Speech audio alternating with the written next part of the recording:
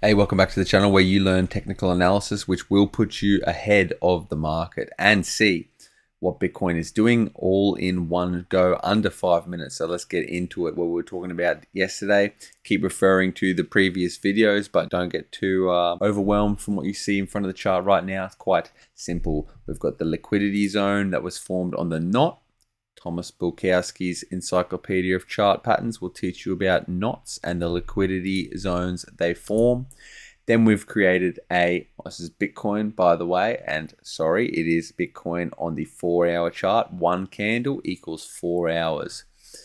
These candles have created a descending parallel channel. We are prioritizing candle closes, so roughly candle closes, swing low, swing low, swing high, swing high, swing low. 3 touches create a trend line. Pull the parallel channel up. Of course, it lines up.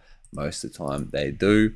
Then we see our downwards trend line that was forming and showing us bullish divergence on the RSI indicator. We showed that here. We talked about that when we were there. We talked about how we're waiting for 1, preferably 2 counts of bullish divergence to really get the party started. But just got the 1.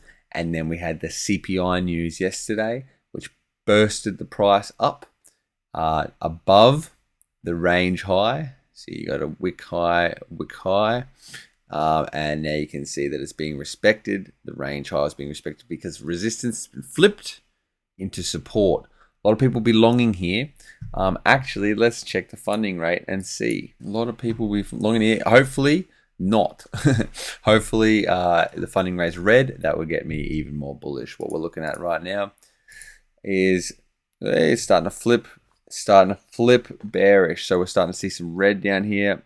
Usually I make this a lot easier to see. You can do that on this website. Now this website that we see the funding rate on is coinalyze.net. It is awesome. And the funding rate, as you know, we talk about it quite often. We have been lately because it's been very interesting because it's been relevant. Is we can see the aggression of the longers and the shorters. People that are betting the price is going to go up, people betting the price is going to go down. And we can see people are starting to bet the price is going to go down. They jumped on this this bullish tick for the CPI release, and now there's a bit of neutrality in the market. But what we're looking at here is a reclaim. And one more thing that I want to talk about. Anyways, a lot of good traders will be longing right now. There's a few more reasons about that, but we've got to keep this video short and sweet. The break of a range at the retest and the hold mixed with bullish divergence, at least get to the top of that channel, potentially a break above. There's a lot of good traders longing right now. I can tell you that much. I know that for a fact. And also, what we want to do really quickly before we lose you, before we run out of time, is to show you something that you may not have seen yet. We're going to our moving averages, and we're going to, that's all the moving averages that I use, my 3 that I trade with quite often. 50, 200, the 2 most famous moving averages on the simple moving average. And we've seen here is a death cross.